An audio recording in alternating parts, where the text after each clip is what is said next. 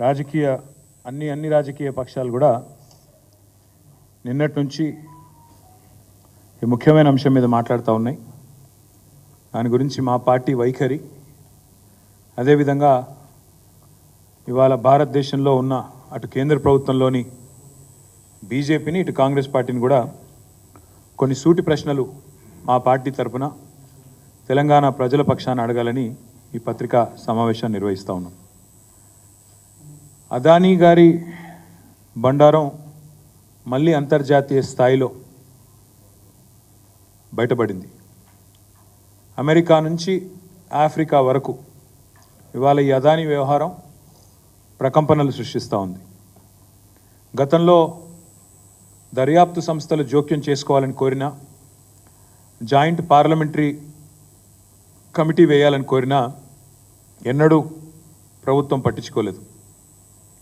ఈరోజు అమెరికాలోని ఒక కోర్టు మరి స్పష్టంగా ఇక్కడ జరిగింది ఇది, ఇందులో డబ్బులు చేతులు మారాయని చెప్పిన తర్వాత ఇది మొదటిసారి కాదు, రెండవసారి అదానీ వ్యవహారంలో గతంలో హిండెన్బర్గ్ రిపోర్ట్తో ఒకసారి, ఇప్పుడు రెండవసారి ఈ న్యూయార్క్ కోర్టు ఏదైతే తీర్పిచ్చిందో దానివల్ల భారతదేశ ప్రతిష్ట అంతర్జాతీయ స్థాయిలో మసకబారిన మాట వాస్తవం. సరే, దాని వెనకాల ఉన్న పెట్టుబడిదారులు, ఎంతోమంది ఇన్వెస్టర్లు, పబ్లిక్ లిస్టెడ్ కంపెనీలలో పెట్టుబడి పెట్టిన కొంతమంది మదుపరులు అంటే ఇన్వెస్టర్లు, చిన్న వాళ్ళు కూడా నష్టపోయినారు. కాకపోతే ఒకటి మాత్రం వాస్తవం, గత 10 ఏళ్ల పాటు కేసీఆర్ గారి ప్రభుత్వం తెలంగాణలో ఉన్నంతకాలం అదానీ ఎంత ప్రయత్నం చేసినా, ఎన్ని రకాలుగా ఆనాడు మమ్మల్ని కన్విన్స్ చేసే ప్రయత్నం చేసినా, ఆనాడు నేను పరిశ్రమల శాఖ మంత్రిగా కూడా ఉన్నాను, ఏనాడు కూడా మేము ఈరోజు అక్కడ కేంద్రంలో బీజేపీ, ఇక్కడ రాష్ట్రంలో రేవంత్ రెడ్డి గారు ఎర్రతివాచి పరిచే ఏదైతే స్వాగతం పలికారో మేము మాత్రం ఆ పని చేయలేదు. ఎన్నడూ ఆయన నిబంధనలకు మేము ఒప్పుకోలేదు. ఒకటి వాస్తవం, రేవంత్ రెడ్డి ప్రభుత్వం రాగానే మరి బడాబాయ్ ఆదేశం ఇచ్చినట్టున్నారు, చోటాబాయ్ అమలు చేసినట్టున్నారు. వెంటనే 12,400 కోట్ల ఒప్పందాలు కుదిరినాయని చెప్పి చాలా ఘనంగా తెలంగాణ ప్రభుత్వం, కాంగ్రెస్ ప్రభుత్వం జనవరి నెలలో ఈ సంవత్సరంలోనే ప్రకటనలు గుప్పించింది. అందులో 5,000 కోట్ల రూపాయలతో గ్రీన్ ఎనర్జీ కోసం 2 పంప్డ్ స్టోరేజ్ యూనిట్లు, అదేవిధంగా 5,000 కోట్లతో 2 డేటా సెంటర్లు, 1,400 కోట్లతో అంబుజా సిమెంట్స్ ఫ్యాక్టరీ, 1,000 కోట్ల రూపాయలు ఇంకొక ఏరోస్పేస్ రంగంలో అని చెప్పి వారు ఆనాడు 12,400 కోట్ల రూపాయలకు సంబంధించిన ఎంఓయూలు, మెమరాండమ్ ఆఫ్ అండర్స్టాండింగ్స్ చేసుకున్నట్టుగా ముఖ్యమంత్రి గారు చాలా ఘనంగా చెప్పారు. తదనంతరం చూస్తే మీరు ఏం జరిగింది అని చూస్తే ఈ జనవరి మాసం తర్వాత ఈ సంవత్సరంలో తెలంగాణ విద్యుత్ సంస్థలను అదానీ గారికి అప్పజెప్పే ప్రయత్నం కూడా ముఖ్యమంత్రి గారు చేశారు. అందులో భాగంగా చిట్ చాట్ అని పెట్టి, ఆ చిట్ చాట్లో ఓల్డ్ సిటీలో బిల్లుల వసూలు అదానీ గారికి శాంపుల్గా పైలట్గా అప్పజెప్తున్నాము, తదనంతరం ఎట్లా ఉంటుందో చూద్దాం అంటూ డిస్కామ్ల ప్రైవేటీకరణ చేసి అల్టిమేట్గా అదానీ గారికి అప్పజెప్పాలనే కుట్రకు కూడా రేవంత్ రెడ్డి గారు ఆనాడే ఆలోచన కూడా చేసినారు.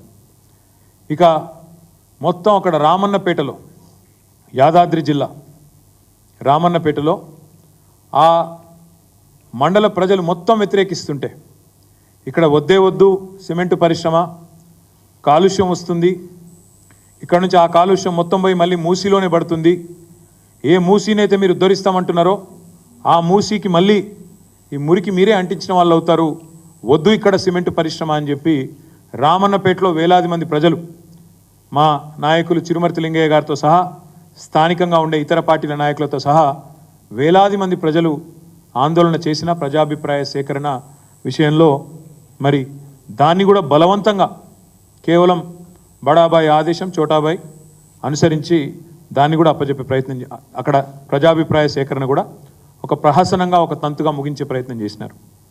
స్కిల్ యూనివర్సిటీ, దానికి సడన్గా అదానీ గారి మనసు విశాలమయ్యి, హృదయం వైశాల్యం పెరిగి 100 కోట్ల రూపాయలు స్కిల్ యూనివర్సిటీకి భారీ విరాళం వారు అందజేసినారు.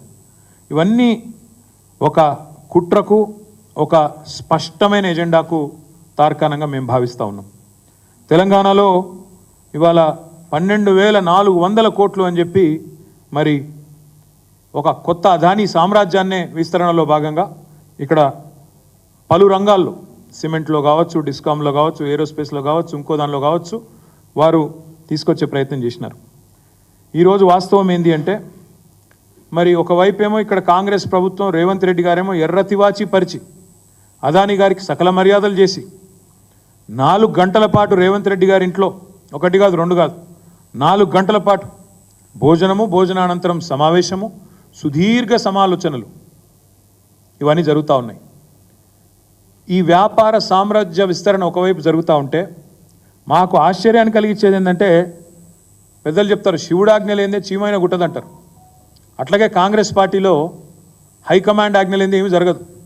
ఇప్పుడు సంవత్సరం అవుతుంది, ఇంతవరకు మంత్రివర్గ విస్తరణే దిక్కులేదు. ఎందుకంటే అది హైకమాండ్ గ్రీన్ సిగ్నల్ రాలే.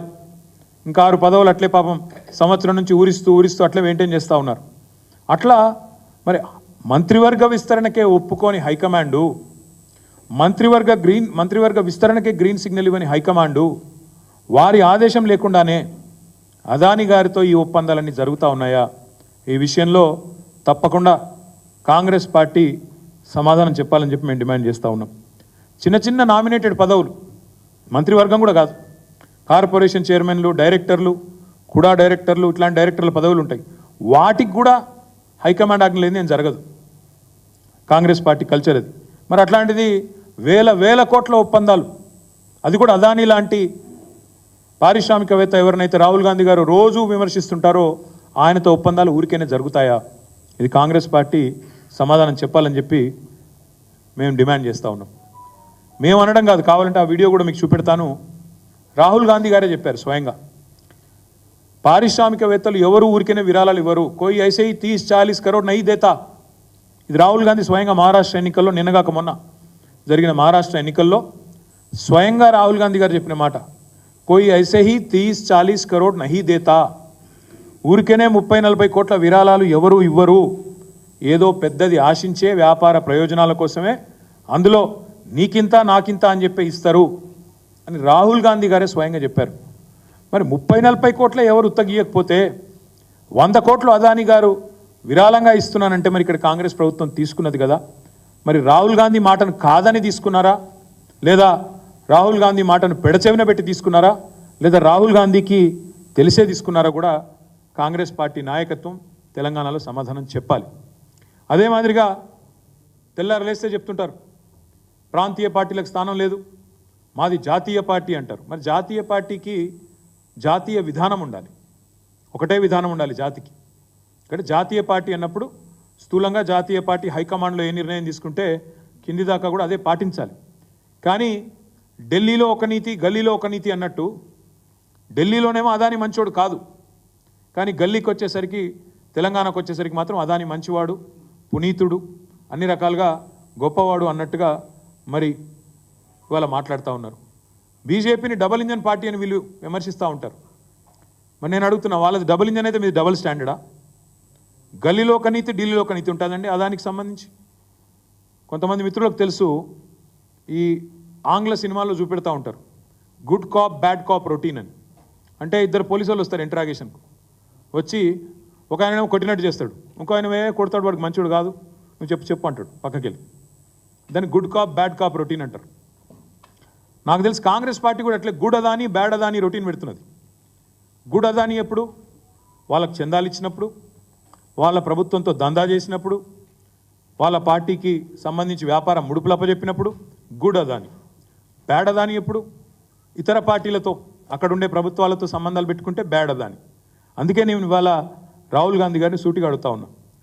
తెల్లారలేస్తే మీరు మాట్లాడుతూ ఉంటారు, ఉపదేశాలు ఇస్తూ ఉంటారు. నిన్న కూడా 1.5 గంటల సేపు మాట్లాడిండు రాహుల్ గాంధీ గారు. అదానీ అవినీతి, నేను ఎప్పటి నుంచో చెప్తున్నా ఈయన మంచోడు కాదని, ఈయన వెనక పెద్దోళ్ళు ఉన్నారు, ప్రధాని ఉన్నాడు, మోడీ ఉన్నాడు అని తెల్లారలేస్తే రాహుల్ గాంధీ గారు మాట్లాడతారు. రాహుల్ గాంధీ గారిని సూటిగా అడుగుతా ఉన్నాం, మీరు తెలంగాణలో కాంగ్రెస్ ప్రభుత్వం చేస్తున్న దందా అదానితో మీరు సమర్థిస్తున్నారా లేదా? ఒకటే మాటలో చెప్పండి. ఢిల్లీలో ఒక నీతి, గల్లీలో ఒక నీతి ఏ రకంగా సమంజసం మీరు చెప్పండి. కెన్యా దేశం తలసరి ఆదాయంలో కూడా తెలంగాణ కంటే తలసరి ఆదాయం తెలంగాణ దాదాపు $5,000 కేసీఆర్ గారు వచ్చిన తర్వాత భారతదేశంలో నెంబర్ 1. కెన్యా అనే దేశం యొక్క తలసరి ఆదాయం పర్ క్యాపిటల్ ఇన్కమ్ $2,000. మనకంటే కెన్యాకు పెట్టుబడులు ఎక్కువ అవసరం. కానీ అట్లాంటి కెన్యా పేద దేశం అయినప్పటికీ ఆత్మగౌరవం గల దేశం కాబట్టి వెంటనే నన్ను అదాని ఇట్లా లంచగొండి తనం చేసినాడు, లంచం ఇచ్చినాడు అని చెప్పి అక్కడ కోర్టు తీర్పియంగానే అమెరికాలో వెంటనే కెన్యా నిన్న తన కాంట్రాక్ట్లు, తన ఒప్పందాలు, వ్యాపార సంబంధాలు అదానితో మొత్తం రద్దు చేసుకుంది. నేను రాహుల్ గాంధీ గారిని అడుగుతా ఉన్నా, కెన్యా అధ్యక్షుడు విలియం రూటో అదానీ కంపెనీతో అన్ని వ్యాపార సంబంధాలు రద్దు చేసుకున్నారు, మీకు తెలుసు. కెన్యా రవాణా మంత్రిత్వ శాఖ, ఇంధన శాఖ, పెట్రోలియం శాఖ, వాటి కింద పనిచేసే ఏజెన్సీలను కూడా స్పష్టంగా కెన్యా అధ్యక్షుడు నిన్న చెప్పారు, మీకేమైనా ఒప్పందాలు ఉంటే ఏజెన్సీలకు అదానితో వెంటనే రద్దు చేసుకోమని చెప్పారు. విద్యుత్ పంపిణీ కాంట్రాక్ట్లతో పాటు ఎయిర్పోర్ట్ నిర్వహణ ఒప్పందం ఉంటే దాన్ని కూడా రద్దు చేసుకుంది కెన్యా. మరి నేను రాహుల్ గాంధీని అడుగుతా ఉన్నా, మరి మీ తెలంగాణ ప్రభుత్వం, మీ కాంగ్రెస్ ప్రభుత్వం, మీరు ఇంతమందికి శుద్ధులు చెప్తున్నారు దేశంలో. ఈరోజు అదాని దుర్మార్గుడు, అదాని అవినీతిపరుడు అని మాట్లాడుతున్నావు కదా, ఇంతవరకు నీ కాంగ్రెస్ ప్రభుత్వం తెలంగాణలో ఎందుకు అదానితో కుదిరిన ఎంఓయూలను రద్దు చేయడం లేదు? మీరే అన్నారు కదా, వ్యాపారవేత్తలు ఎవరు 30-40 కోట్లు ఉత్తగానే ఇయ్యరని, నీకింత నాకింత అని చెప్పి ప్రయోజనం ఆశించే ఇస్తారని మీరే చెప్పిండ్రు కదా.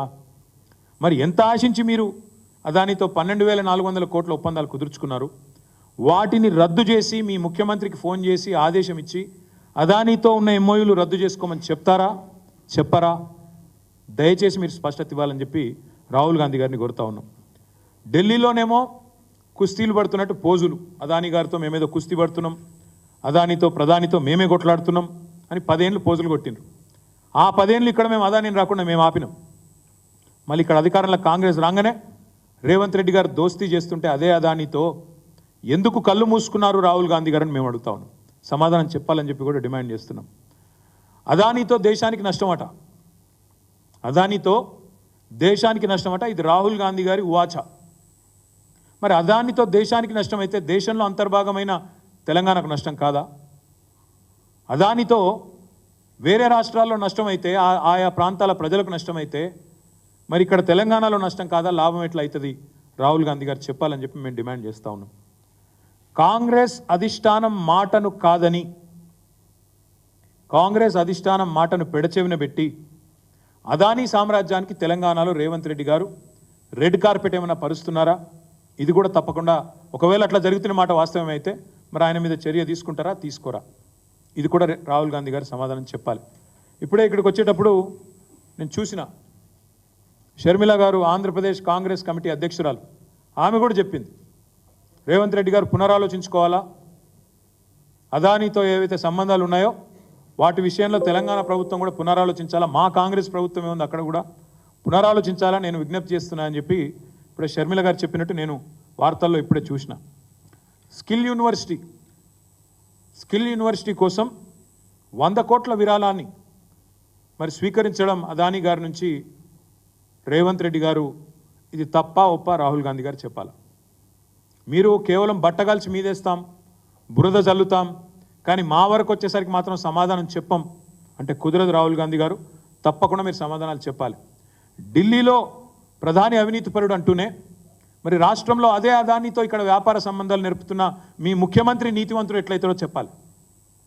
ప్రధాని ఒకవేళ అదానితో వ్యాపారం చేయిస్తూ ఆయనకు పరోక్షంగా ప్రోత్సహిస్తూ ఉంటే ఆయన అవినీతిపరుడు అయితే మీ ముఖ్యమంత్రి రేవంత్ రెడ్డి నీతిమంతుడు ఎట్లయితాడు? దీనికి రాహుల్ గాంధీ సమాధానం చెప్పాలి. అందుకే అంటున్నాం, ఇవాళ మాకున్న అనుమానం అయితే ఇదంతా అయితే రాహుల్ గాంధీకి తెలిసే జరుగుతున్నది. ఇది ఆయన డబుల్ స్టాండర్డ్కు నిదర్శనం. ఒక ఆలోచన, ఒక పార్శ్వం. లేదు రాహుల్ గాంధీ మాటను పెడచెవిన పెట్టి రేవంత్ రెడ్డి చేస్తున్నాడు అనుకుంటే తప్పకుండా ఇది ఇంకా పెద్ద ప్రాబ్లం. వెంటనే రాహుల్ గాంధీ గారు ఆయన పార్టీని, ఆయన పార్టీ నాయకత్వాన్ని అదుపులో పెట్టాలా, వెంటనే చెప్పాలా. రాహుల్ గాంధీ గారికి అనుమాత్రం చిత్తశుద్ధి ఉన్నా, ఏమాత్రం చిత్తశుద్ధి ఉన్నా తెలంగాణ ప్రభుత్వం అదానితో చేసుకున్న అన్ని ఒప్పందాలను వెంటనే రద్దు చేసుకుంటున్నట్టు ప్రకటించాలి అని మేము డిమాండ్ చేస్తున్నాం.